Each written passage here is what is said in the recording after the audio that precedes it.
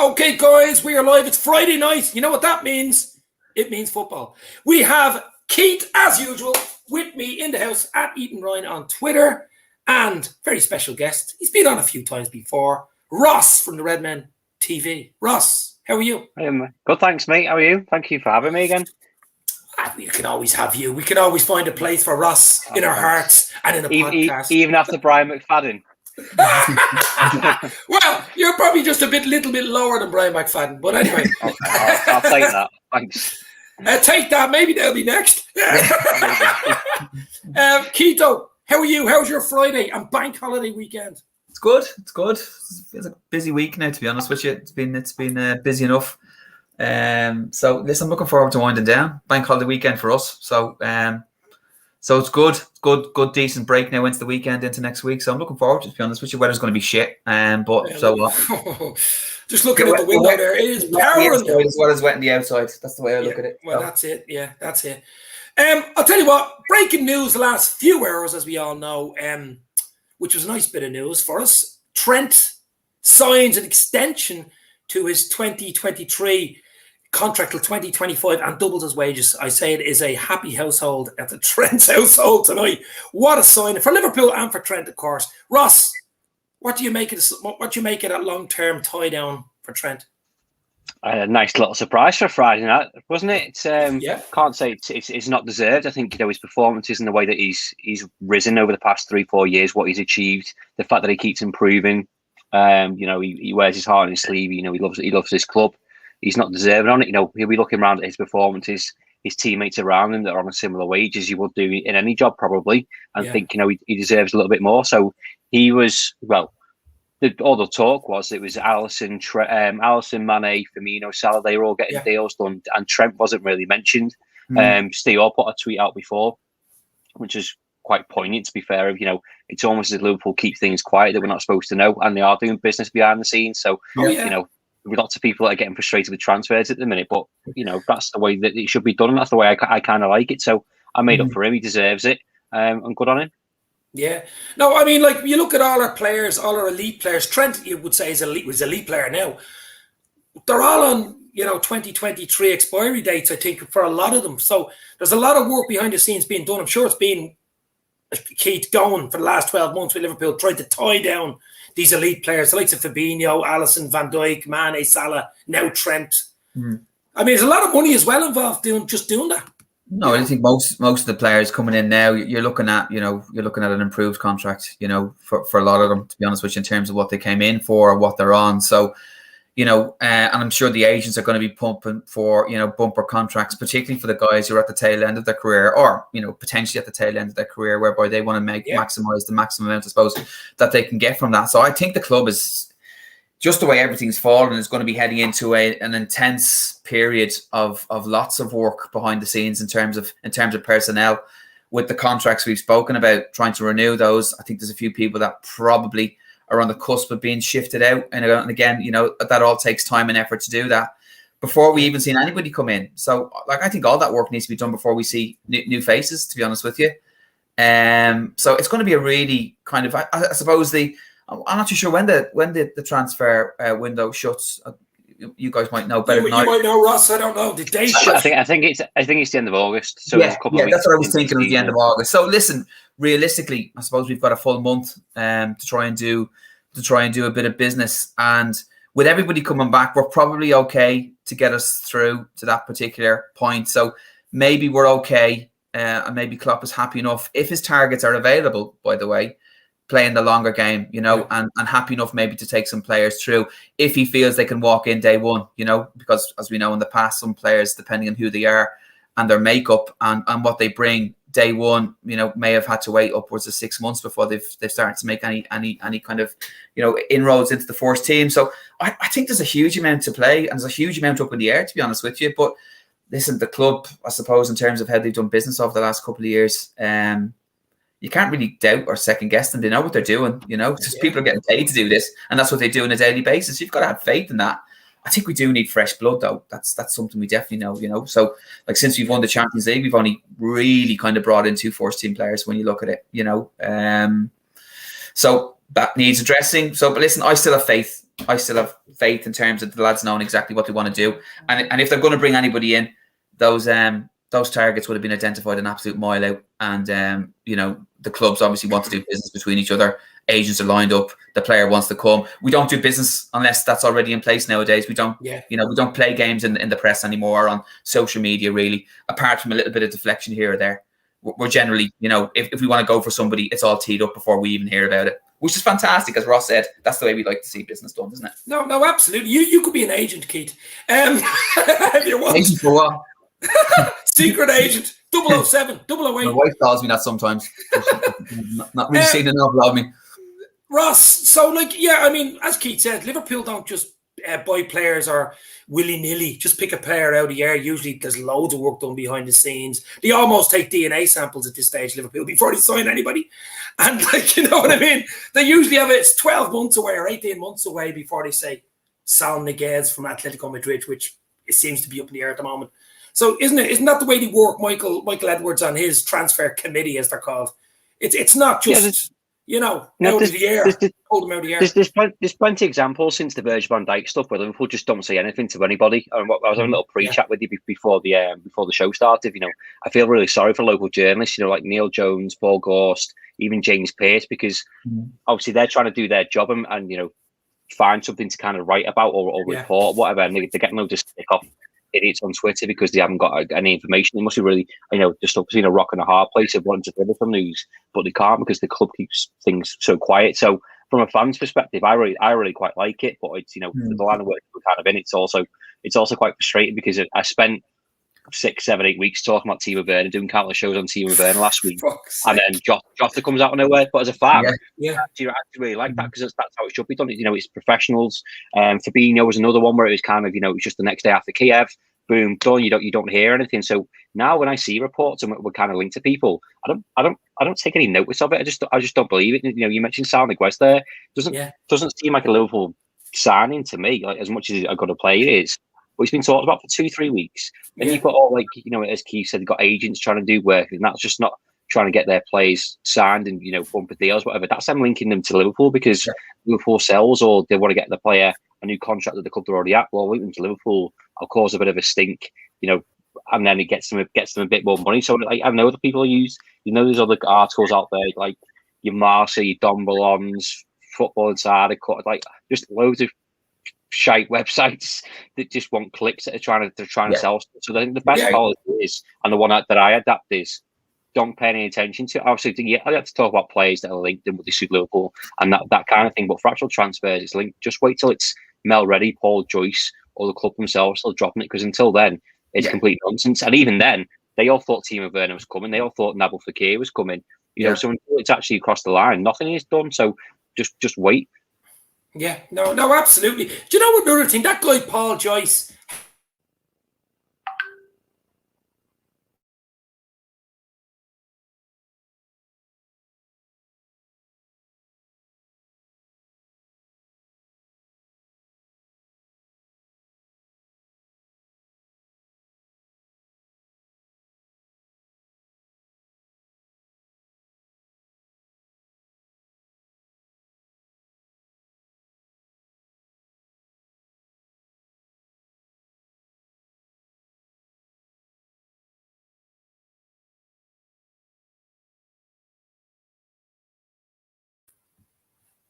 Don't know what happened there.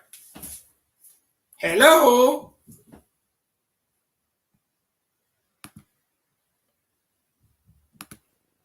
Can you see me, Keith? Is that all right? Yeah, it's fine. I don't know what happened. I don't know what's happening either. I'll take away, what's his name? There he is now. What happened there, Ross? Do you know what it is? There's a big thundercloud over my head. It's black. It is gonna. Maybe it's lightning. I don't know. Yes, I've moved into the middle. So it's a 4-3-3. You're set. We're on rotation, Dave. It's fine. Don't worry. It's like a fucking Brady bunch or something there, isn't it? Like, oh, my fuck's sake. But listen, we got back to that just before that. Sorry for that technicality, as they say. For me, I what do you think, Ross? I mean, everybody's been saying we need a midfielder and we need a striker. Keith's after freezing there as well. It's one of these streams. Are you still there, Keith?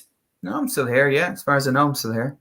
Well, you just keep right. So what do you think, Ross? Do you think centre midfield or a holding midfield, attacking midfield, or striker? What do you think we need, or both? Preferably, I think a holding midfielder or someone who can do a bit of both in midfield and the forward for me would be ideal. You know, Keith mentioned there we need to get rid of some players. We also like Shaqiri's on his way, which we might talk about in a little bit. Divock Origi, I think, is surplus to requirements and has been for some time. It's been hard to shift, but I want to see quality come in either to challenge the first team or someone who can make an impact off the bench, because there was plenty of times last season where, you know, particularly Shaqiri and Origi just weren't used, and we needed them, or we needed someone of quality to come off the bench and make a difference. I think we'll be a little bit different this year. You know, touch wood, we get centre backs fit for a sustained period of time.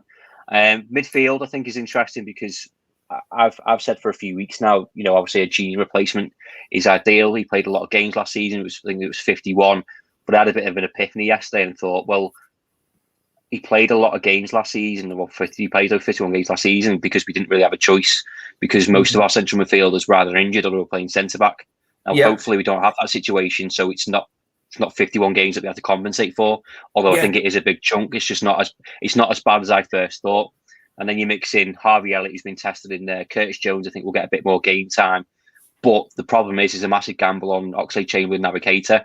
Now, Navigator's slowly hooking me back in with these performances. I just can't help it. But at the same time, Nabby lad, if to be realistic, you know, he could be injured before the Norwich game. Wouldn't surprise me. Same with Chamberlain. You know, they both had a long period of recovery time, and I don't know if you follow Tactical Times on Twitter, but he's a really good follow. And he pointed out that, you know, Klopp said a couple of months ago that he had Naby and he had Chamberlain fit. He could have used them, but he didn't want to change too much up because you were changing centre backs 3 times a week. The same reason he didn't change Trent, he didn't change Robertson, which is why we now saw Simicats.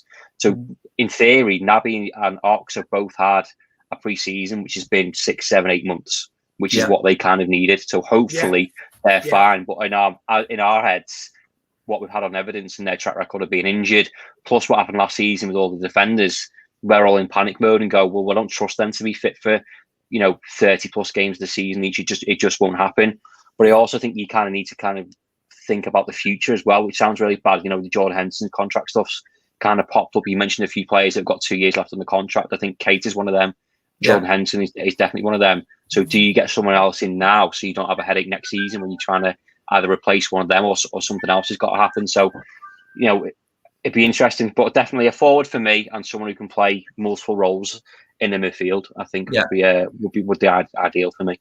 It's probably the bare minimum, I think, to be honest with you. I think it's the bare minimum. We need to really, you know, if we're really going to push on and challenge, because everybody around us is strengthened, to be honest with you. Now, I still think our starting 11, if we can keep them fit on paper and based on track records, is good, if not better, and still better than everybody else when I look at it, to be honest with you. You know, so but as we know, and as has been shown over the last 24 months or so, to keep all of that team fit for an entire season would be probably very close to a miracle, to be honest with you. So we do need strength and depth, and I think once we dropped, I mean, we said this the other night, once we drop down from that starting 11, the drop off in quality is significant. There's no hiding from that. You know, it's absolutely significant. I think another benefit we'll have next season, hopefully, is, like, you know, Diogo Jota was a massive difference when you talk about that strength and depth that's coming off the bench. Yeah, and we missed him for 3 months. Yeah, you know, because he played against Midtjylland and got injured. Yeah, you know, hopefully we don't have that issue again. So I think you're right. I agree. I think we need more depth like that. You know, as I said before, someone who can come off the bench and make a difference when we're playing low block sides and we're grabbing no block, we're just doing the same thing over and over again, which I think we're starting to see in pre-season, to be fair, with the fact that, you know, the creative midfielder that everyone's been crying out for, or, you know, we've all been saying for ages, is actually Oxlade-Chamberlain and Navigator. They just haven't been fit to show us to be able to go and do that. So the skill is there, and the, you know, the quality is there of those two players. It's just they're not available, which is something for me I don't think you can risk. Yeah, Curtis looked quite creative when he came on yesterday as well. I was impressed with his cameo, to be honest with you. I haven't seen anything, and it's only pre-season. It is only pre-season, but I haven't seen anything in a couple of areas, right? And it is pre-season, so I'm just going to throw it out there, right, as something to discuss, as opposed to something that I'm necessarily worried about. But a couple of things I have noticed in pre-season, limited games, and everyone, I'm just playing for fitness and all the rest, right? Is that, you know, the goal ratio in terms of, you know, expected goals against against us must be close to fucking 100%. It was 100% yesterday. And it seems like it's been like that since January. One good chance goal. You know, like literally 4 chances in the entire game. Like we battered them all over the place yesterday, and they got it. They got a couple of goals. All right, couple of individual errors, granted, but still. And it just feels like that's the way it's been since January. Now we put all that down to mixing and matching and 19 different, you know, centre half pairings, but even with all of that stuff last year and conceding goals, we really only were conceding 1 or 2 goals, to be honest with you, most per match. So our defensive record was actually fantastic for last season. Our problem really was scoring goals. And I think against a low block, I'm not massively satisfied that, you know, the 3 we have up front, unless Bobby has a little bit of a kind of a, you know, a kind of an Indian summer with us, that we have the necessary firepower up front playing against that type of a system, to be honest with you. We do seem to want to get in behind and walk it in, and it's the beautiful goal all the time. We don't score a huge amount of ugly goals, to be honest with you, you know, and we don't seem to have somebody who actually understands space in the box, you know. And if I stand here with nobody around me, at some point during the game, the ball is going to drop to me and I'm going to put it in the net. Everyone seems to be either going forward or not making the run, one or the other. I don't feel like we have a natural finisher in there at the moment. And one of the really important things against a low block is having a natural finisher, to be honest with you. And I think if we, and they're not out there, that's the thing, they don't grow on trees, these lads. You know what I mean? It's not as if we're just going to go, all right, we need that, and we go off and buy it. But, you know, and I don't know whether Josh has that as well, to be honest with you. I think he's fairly in the mold of what we already have. You know, he's good at closing down, he's good at getting in behind, you know, he's got good feet, but he seems to need to be fairly close in to, you know, to kind of put a finish on. We don't score enough from outside the box either is another thing. So, you know, somebody a little bit selfish, a 9 whose only job really is to score goals, so I think is something we should be looking at. And that's something that's been reinforced over the last 2 seasons, in my opinion. Like, I don't think it's something now. So just to kind of back to the early point, like I think it's absolutely, you know, it's really important to be reinforcing those areas, you know. Because as you know, I mean, Origi hasn't really given us that since the Champions League in 2019, when I think they should have sold him that summer. That would have been his high price. You know what I mean? He wants to get in behind. You know, he wants to get in behind. That's his game. You know, but he needs space to be able to do that. He needs space to be able to play. And we don't play against teams that are going to give us a huge amount of space, and that's absolutely going to be the you know, unless it's Everton who managed to concede 4 goals before realising that we was running behind them. I agree. I also feel sorry for Origi, because I think there's times where he doesn't get enough of a run, which he can't either strike, or he's playing left wing for 15 minutes. Yeah. I went to FA Cup against Chelsea away, and he was out the left wing, and he was terrible, like absolutely terrible. I think there's times where he doesn't look interested, when I feel sorry for him, because he must be hard to motivate himself, and we can talk about money and all that kind of stuff. But if he comes on, he's playing 15 minutes against Chelsea away, and then he's not playing the next 6 games, okay, kind of fair enough. So that's what you're asking for. You're not just asking for a natural finisher. You want someone who's going to come in with the attitude and want to challenge, like Jota has, I suppose, haven't you? Yeah. You know, I'm hoping on the Bobby stuff you mentioned there. I think he will come good. I think he needed a big rest. You know, as a lot of players did, and I think, you know, the impact we saw of defence getting injured, midfielders going into defence. Those lads in the front 3 were playing 3 times a week, and they're absolutely knackered, and they were not getting supply from lads in the natural positions. There were so many times where we played Curtis Jones, James Milner, and G. Wijnaldum, who aren't the most creative in midfielders. Curtis Jones is probably the most creative out of the 3 of those. But he's a kid, and we were trying to challenge for a Premier League title. It's not good enough. It was just a situation that we kind of found ourselves in. So, you know, Manny was talking a few days ago. He's so happy that, you know, Virgil van Dijk and Joe Gomez are back, and that means Robbo can play his game again, which means Manny's getting the fire that he's supposed to do. There's all these knock-on effects, and I've just considered last season a dead rubber. But having said that, you know, there is still concerns in those certain games of, you know, shooting from outside the box. But from what I've seen in pre-season so far, we're starting to commit a bit more bodies forward. You've seen Harvey Elliott making runs into the box, getting numbers in there, and I got frustrated with, okay, you know, as you said, Keith, low block sides. We'll pass it from one side to the other, hoping that someone will make something. We'll lose the ball, one counter attack, and then we're done. You know, Liverpool kind of need to work on that. But the other thing as well, they never had time to work on anything last season because they were playing 3 times a week. They were trying to teach a defence that could, you know, what everyone could turn up that week on how to defend. So I think pre-season for us this season is vital, as is getting quality. Yeah, and I suppose for teams who don't have enough time to prep against us, I suppose the default for them, you know, without having to put a huge amount of work into their setup, is basically 4-4, close off all the space, right? It worked. Allow them to cross the ball into the box because they've got small lads up front and we'll clean her up all day long. So, there's not an awful lot of massive amount of coaching and management to be able to do that. So it's a little bit lazy, but, invariably it got a few results, particularly after Christmas against us last year. So and also at the height that we missed when we lost Joe Gomez and Fabinho and, Virgil van Dijk, we can start taking set pieces properly now. We actually have someone on the end of him. And even Kanate, massive. Massive Kanate, He's a monster, Kanate. He makes Virgil van Dijk look small. I just see the thing from Eamon Kelly there, the Hendo contract situation. What's your take on that, Ross? I have a feeling he will sign, but I mean, it's... I think he'll sign. It's not Hendo like to kind of kick up a fuss about his contract, and it just seemed like it was news that wasn't news to me, to be honest. Okay, they've been offered a contract, he's not happy with it. Well, negotiations aren't always straightforward. So, if you've seen Trent getting a big payout, I know he's slightly different because of age and whatever else he got left on his contract. So Henderson's on holiday. He's had his season. He went away in the Euros. Okay, he didn't play much. He's away with his family. I doubt he's really asked about his contract right now. So just for me, I think he want to finish his career at Liverpool. Even being honest, it's just whether there's a space for him. I think there's also a case of what happened to Gini Van Alden, whether there's the same case there, whether Liverpool, the owners, Michael Edwards or Mike Gordon, FSG don't want to sign players on that are that age to a big contract. They made the point the other day of it happened to Adam Lallana. We gave him loads of money.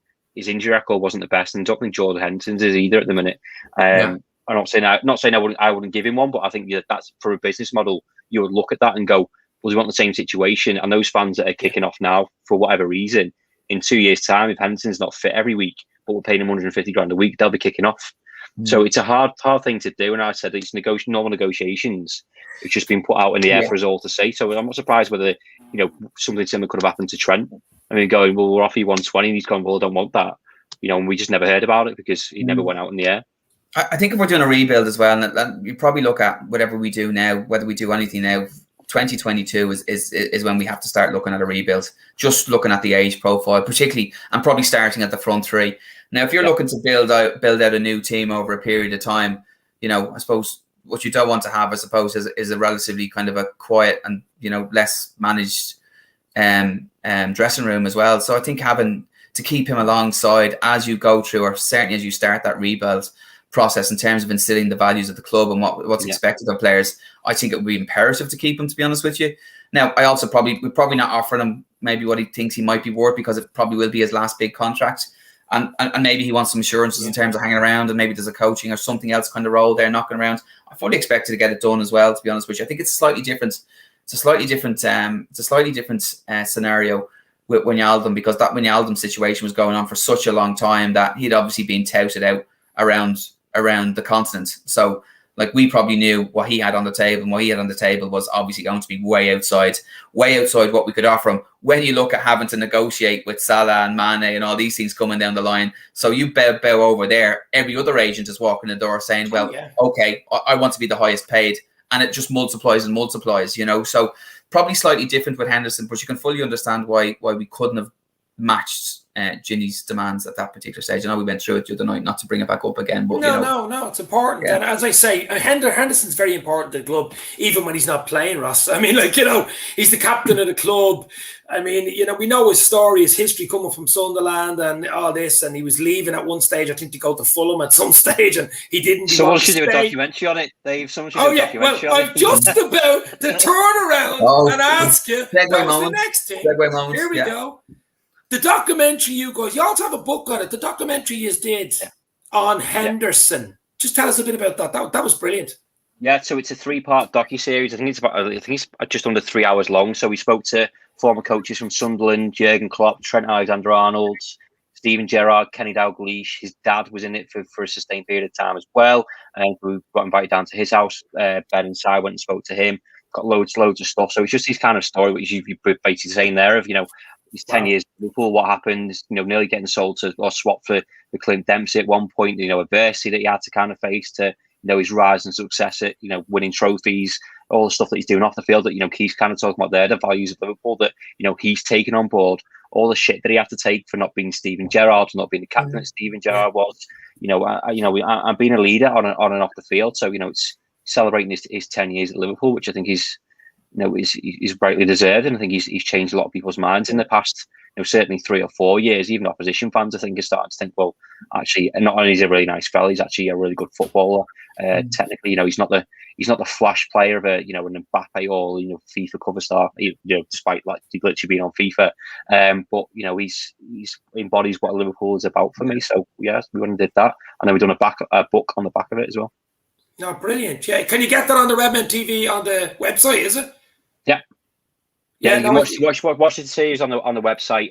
We have got a handful of DVDs which aren't out just yet, and we've just released the book today for pre-order, so you can go and pre-order that if you want. I seen Helen Raybold was in the chat there. She said she got it, so there you go. Oh, nice one, Helen. Thank you. But no, brilliant. Listen, Henderson. To be honest, he's a legend. I know a legend. You throw it around, and some players. I heard him on Twitter. He's a legend. No, he's not really. But Henderson, I think, could be up there. He's a captain, Premier League, lifting captain, Champions League, even Club World Cup. He'd never won the bloody Club World Cup before in history. He was there. And as you say, even the things, some of the nasty stuff. I remember it years ago.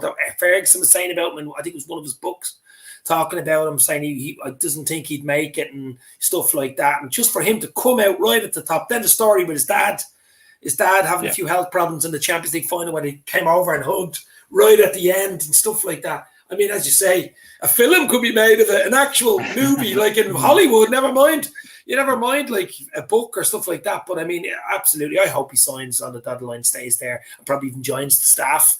So probably something similar to what Milner will probably do next season at Liverpool. James Milner will be social media manager, and if he does, we're all screwed because he's really good at it.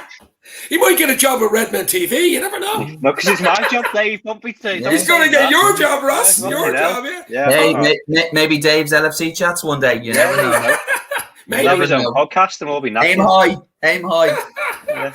And then just before we go, yesterday's preseason, I seem to see the slaughtering on Twitter. You just guys, we lost the preseason 4-3. The second half was a different team, more or less, than the first half. We'd load of young fellas in the second half. It was like we lost the bloody league or something. I mean, you know all about Twitter, Ross. I mean, it can be a toxic stew at times. But what did you take from yesterday? There's a lot of positives. Obviously, seeing Van Dijk in the pitch and Gomez was a big one. But some of the young lads played well. That guy, Katie Gordon, 16, he looks proper. Yeah, I don't pay any attention to the results, to be honest. It's just quite nice. You go into pre-season, and it's easy to say when you've lost games, go into pre-season to take things of tactically or plays that you can kind of learn from what they can provide. So I think you're right, lots of positive. Joe Gomez and Van Dijk, I think, I mentioned last night, they've gone full circle together to get injured, to go through, recovery and whatever else together, to come back on at the same time. I thought was a really nice thing to kind of witness, to be honest. So you got them doing that. I think the fact that Virgil van Dijk was trending because he tripped over and rival fans are too busy concerned that he fell over to mock him. I have no idea who Man City, Man United, Chelsea are even playing in their pre-season fixtures. So if people have got nothing better to do with the Thursday night and see Van Dijk fall over, then fine, in a pre-season game and fucking knock yourselves out. I was also quite impressed with Minamino, Keita and Ox. I'm going to say, take things of, and Tsimikas as well, to be fair. You've got to take little nuggets out of these pre-season games and they've got to show glimpses of what they can capable of. So Ox is playing a different role. We got on the score sheet. Well, he can only do so much in one game to impress me. He's got to do it over a long period of time to convince me that he can do that role. Mm-hmm. But, he's been put in there to kind of do something. To give me Minamino, I thought some of his touches, his turns are quite nice. Obviously, he's link-up play with Salah. He gets himself a goal. These are the things that you want to see. Tsimikas, we haven't really seen anything of, apart from James Milner telling him to fuck off last pre-season. And he literally did fuck off for a whole season. Intercepting the ball, driving the ball, getting forward, setting up Mane, showing glimpses of what they're kind of capable of and showing us what they can kind of do. So, you've got to look for the positives in these games. And as you mentioned, some of the youngsters as well, whether they make it or they're on the periphery of first team or Carabao Cup teams or whatever else. Kate Gordon, as you mentioned then, he's absolutely electric. So, you just got to keep going in pre-season. You might see things that you don't like. Navigator, again, as I mentioned before, it's just frustrating because the quality is there. Chipping the ball over people, doing little nutmegs, sending people for the echo in the middle of the games, winning the ball back to pass it to Mo and playing on the front foot. More importantly, I mentioned this last night. He didn't win the ball back, kind of dawdle on the ball, whatever. It was win the ball back, go forward, and it ended up in a goal. So that's what we've lacked over low block sides of our transition play has been poor. It's been really, really slow. because of either circumstance or because we literally have just been too slow to go and do it. So I took loads of positives out yesterday's game. I'm not really bothered. And fair play to her because some of their goals were cracking as well. Yeah.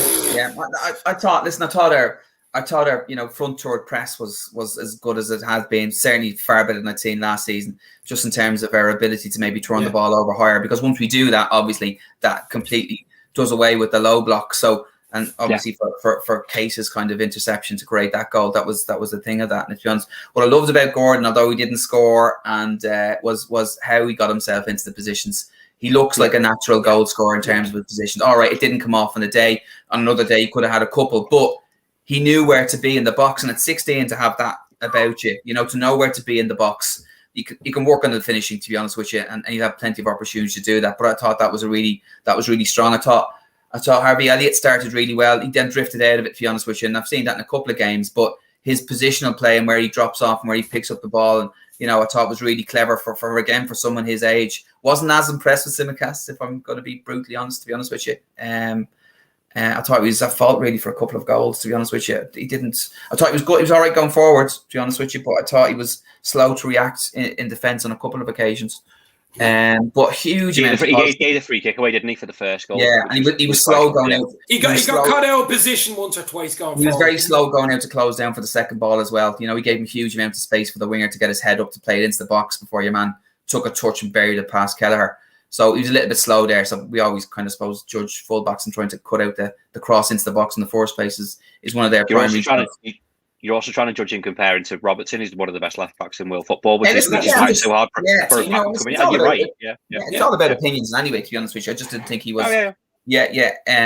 But yeah, huge amount of positives. Yeah, I just love to. I suppose we need to have a settled centre back partnership, isn't it? And maybe we'll move on to this in another when we get a little bit closer to but who is that going to be, right?